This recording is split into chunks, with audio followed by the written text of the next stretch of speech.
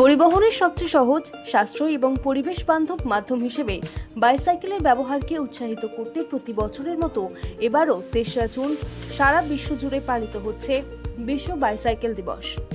এই বিশেষ দিনটিকে সামনে রেখে রাজধানীতে এক তাৎপর্যপূর্ণ ও ব্যতিক্রমী অনুষ্ঠানের আয়োজন করে আগরতলা সাইক্লোহোলিক্স ফাউন্ডেশন।